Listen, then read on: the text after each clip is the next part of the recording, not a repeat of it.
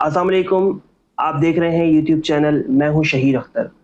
आज कोई स्पीच नहीं है बल्कि एक इंटरव्यू है और इंटरव्यू किसी बीमारी के हवाले से है। जैसे कि आप जानते हैं कि बरसात के दिन है और बरसात के दिन जब होते हैं और उसके बाद एक बीमारी जो है फैल जाती है जिसको हम डेंगू कहते हैं। तो इस हवाले से आज डॉक्टर साहब को मैंने मदऊ किया है। कुछ सवालात मेरे पास इस वक़्त मौजूद हैं। आइए डॉक्टर साहब की तरफ बढ़ते हैं और इनसे ये सवालात पूछते हैं और जानते हैं कि ये डेंगू क्या है, क्यों फैलता है और कितने लोग इससे मुतासिर होते हैं। डॉक्टर साहब अस्सलाम वालेकुम, कैसे हैं आप? वालेकुम सलाम। डॉक्टर साहब हमें ये बताइए कि डेंगू क्या है और ये कैसे होता है? अच्छा, देखिए डेंगू अमूमन ये उन ममालिक में होता है जो कि जहाँ के हमारे जैसे मौसम होते हैं, यानी बारिशें होती हैं, गर्मी बहुत होती है, ट्रॉपिकल एरियाज़ कहलाते हैं। तो इंडिया में भी बहुत कॉमन है ये बीमारी, श्रीलंका में कॉमन है। इस तरह के और दीगर ममालिक जो हम जैसे हैं मौसम रखते हैं, वहाँ ये बीमारी अफ्रीकन कंट्रीज़ हैं, वहाँ ये बीमारी बहुत कॉमन है। और ये एक मच्छर के काटने से होती है जिसको एडीज़ एजिप्टी कहते हैं। ये एडीज़ एजिप्टी जो है ये थोड़ा सा डिफरेंट मच्छर होता है और ये थोड़ा साइज़ में भी बड़ा होता है और इसमें काले पे सफ़ेद रंग के लाइनें होती हैं जिसको आसानी से पहचान लिया जा सकता है।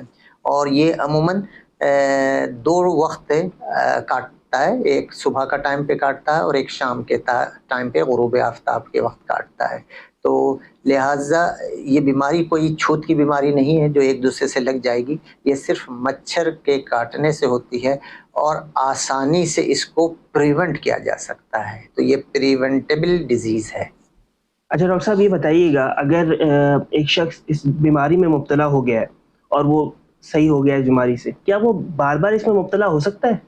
जी, अमूमन इसके 4 वायरसेस जो है ना, इसके 4 किस्में हैं और एक किस्म से अगर वायरस से बीमारी हो जाए तो ये इम्यून नहीं हो जाता पेशेंट, बल्कि दूसरे वायरस से इससे जो इसकी किस्म है उससे वो दोबारा उसको इन्फेक्शन हो सकता है। और ये याद रहे, पहला इन्फेक्शन अगर हल्का हुआ है तो चांसेस ये हैं कि दूसरा जो इन्फेक्शन होगा वो शदीद नौइयत का हो सकता है। अच्छा, डॉक्टर साहब ये बताइए कि डेंगू जो है ये किस तरह होता है? डेंगू जैसे मैंने पहले भी कहा कि ये अमूमन जो है ना मच्छर के काटने से होता है। तो ये हर किस्म के मच्छर नहीं, एडीज़ एजिप्टी मच्छर के काटने से होता है, जिसमें ये अगर इसका वायरस डेंगू का मौजूद है तो वो फिर ये ट्रांसमिट कर देता है इंसान में, फिर इंसान में ये बीमारी हो जाती है। हम देखते हैं डॉक्टर साहब कि बरसात के दिनों में ये बीमारी ज़्यादा फैल जाती है। तो हमारे नाज़रीन को बताइए कि हम इससे बच कैसे सकते हैं इस बीमारी से? देखिए ब्रीडिंग ज़्यादा होती है ना, तो ब्रीडिंग ज़्यादा होती है, परवरिश इनकी ज़्यादा होती है इन मौसमों में, तो लिहाजा फिर ये बीमारी भी फिर ज़्यादा हो जाती है। तो इससे बचने का सबसे आसान तरीक़ा एक तो ख़ुद मच्छर की जो अफ़ज़ाइश नस्ल है उसको ख़त्म कर दिया जाए। हम सब जानते हैं कि मच्छर पानी में, कोने कुदरों में, जो डार्क एरियाज़ हैं, जो ऐसे एरियाज़ जहाँ रोशनी का कम गुज़र होता है, वहाँ पर ये परवरिश पाते हैं। तो जहाँ कहीं पानी खड़ा है उसको पानी खड़ा ना होने दें। इवन ये जो साफ़ पानी होता है उसमें भी ये परवरिश पाता है। जैसे अगर गमला है पौधों का और उसमें पानी है तो वहाँ चांसेस है कि हो जाए।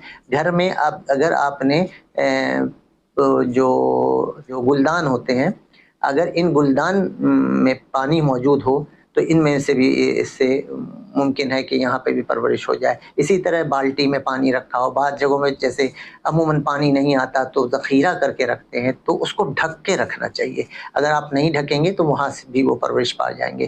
फिर हम इर्द-गिर्द अपनी नज़र डालें तो बड़ा कचरा होता है, उसमें पानी भी जमा हो जाता है, बारिश होती है पानी जमा रहता है, कोई पुराने टायर हैं उसमें पानी जमा हो गया, तो ऐसी जगहों पर ज़्यादा परवरिश पाते हैं। तो लिहाजा हमें ये देखना चाहिए कहीं पे गड्ढा है, कहीं पे खड्डा है, वहाँ पे पानी जमा है, तो उन पानी को न जमा होने दें और उसका फ़ौरी तौर पर तदारुक करें। और तदारुक हम इस तरह से भी कर सकते हैं कि कोई जो इंसेक्टिसाइड्स आते हैं इसके लिए ख़ास, वो यूज़ कर सकते हैं, वहाँ पे छिड़काव कर दें तो फिर वो मच्छर परवरिश नहीं पाते।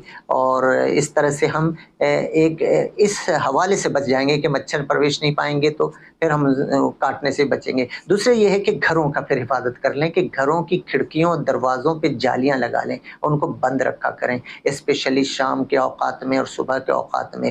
پھر دوسرا طریقہ یہ بھی ہے کہ ان سے بچنے کا کہ جو ہم انسان ہیں وہ کیسے بچیں. تو دیکھیے یہ ہمیں ایکسپوز پارٹ پہ کاٹتا ہے, کپڑے کے اوپر سے تو نہیں کاٹ سکتا, تو اپنے زیادہ سے زیادہ جسم کے حصے کو ڈھک کے رکھیں, خصوصاً صبح اور شام کے وقت. اور جو حصہ ہمارا ڈھکا ہوا نہیں ہے وہاں پر ہم کوئی ایسی انسیکٹیسائڈز لگا لیں جس سے مچھر دور بھاگتے ہیں, ٹھیک ہے. تو وہ بھی کر سکتے ہیں, جو کہ مارکیٹ میں آسانی سے کسی بھی اچھے فارماسیوٹیکل کمپنی کے مل جاتے ہیں, اس کو ہم یوز کر سکتے ہیں, اس طرح ہم بچ سکتے ہیں. ایک اور طریقہ بھی ہے کہ جو لوگ افورڈ کر سکتے ہیں وہ صبح اور شام کے وقت اے سی چلا کر کے وہاں رہا کریں. عموماً اے سی میں ان ایکٹیو ہو جاتے ہیں یہ مچھر. اس کی وجوہات بتاؤں گا تو بہت لمبی ہو جائے گی, ٹھیک ہے. ٹھیک ہے ڈاکٹر صاحب, بہت زبردست طریقے سے آپ نے ایکسپلین کیا.